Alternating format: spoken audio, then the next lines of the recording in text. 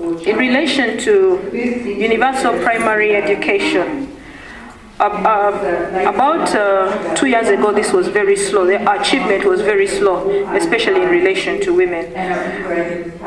But the government has been able to put in place schools, primary schools in every parish so that girls can be able to access schools. The unfortunate thing is that as the girls grow older, they drop out of school because they are exposed to men, and they are taken out of school for early marriages, and this is a problem that we still have to face. Although one of the issues that as a country which we are doing is to provide primary schools that are boarding schools so that the girls can be kept in school and be able to complete the primary education. Then primary education, we are building secondary schools which are boarding, and then we'll also construct technical schools and university. For the university, from the beginning, government of Uganda introduced affirmative action by giving extra points to enable girls enter university and do the courses that they can do. So where in the past you'd find maybe 2 to 20 boys doing, 2 girls to 20 boys doing medicine, the ratio has gone up to maybe 10 to 20, and we hope that in future it will even be much larger. So the girls are able to do more science courses than the arts courses that they used to do. I'm rushing because of time. In relation to promoting gender equality and empowerment of women, here we are on track, like I have explained to you. In the 1995 Constitution, the women were participated in the constitutional making, and it's a regulation that for every district there should be at least one woman who is a member of parliament, and then they can stand on the other constituencies. So the ratio has grown from a third to slightly maybe it's not 0.5%, but the number is greater than a half of women in parliament. So the number is increasing because out of 276 NRM members of parliament, there are close to 100 members of parliament who are women. And I see that is a figure from the time that we were in parliament. I've already talked about the child mortality and the maternal health services. We're increasing health centers such that at each health center you'll be able to find a nurse, a midwife, and a doctor. There will be a pharmacy, and there will be medicine, so that women can be able to access these drugs and live a healthy life. HIV and AIDS, I have spoken about it, and we are trying to combat it. So now let me speak about issues in relation to the Beijing Platform for Action. Uganda definitely is a country that has championed from the beginning issues of women. And the mentality we have in Uganda is that emancipation of women is not about numbers, but it's about the feeling of the women. It's about how do we enable the women to stand out and speak out. But I cannot fail to mention that we've had a vice president who is a woman. Currently we have a speaker of the National Assembly who is a woman. We have a number of ministers in the key ministries who are women, and they do not just occupy the seats, but they are seen as leaders who try and encourage the young people to be able to take up leadership positions to speak out for the women.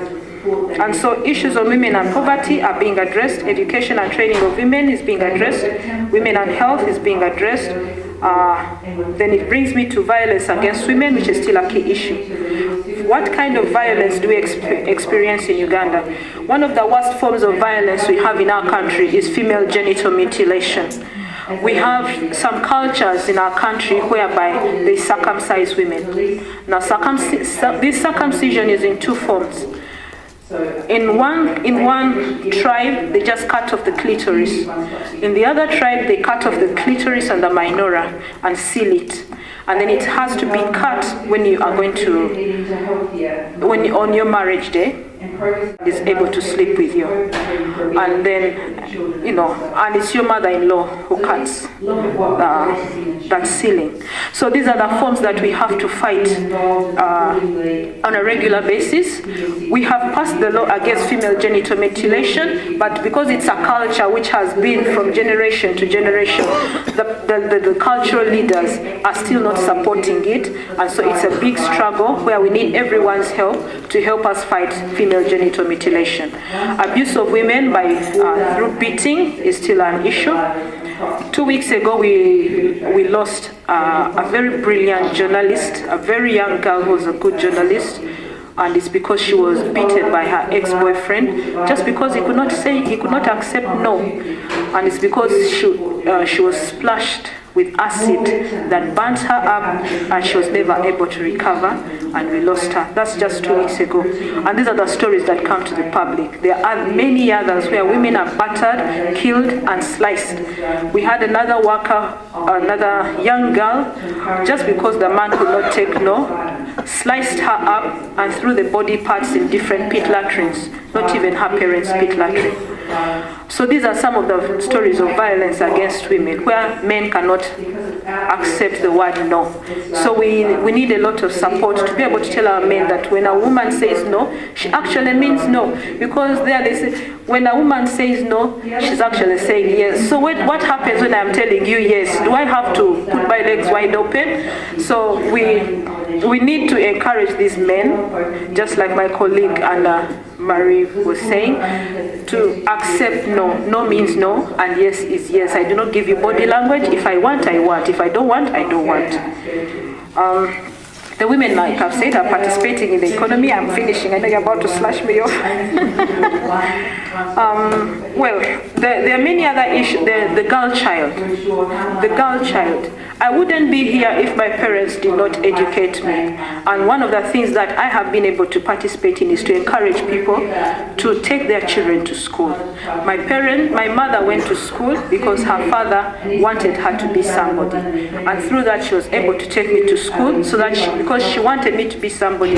We were not rich, but she knew education was the way that would get me somewhere. And I too am promising my daughter that I will get her somewhere through education. And so that's my mentality. That educate your child. When you educate your children, you'll be happy. But educate that girl, you'll be even happier because I live with my parents and I'm able to take care of them. That's the best I can say. And thank you. I'll give you more when you ask me questions.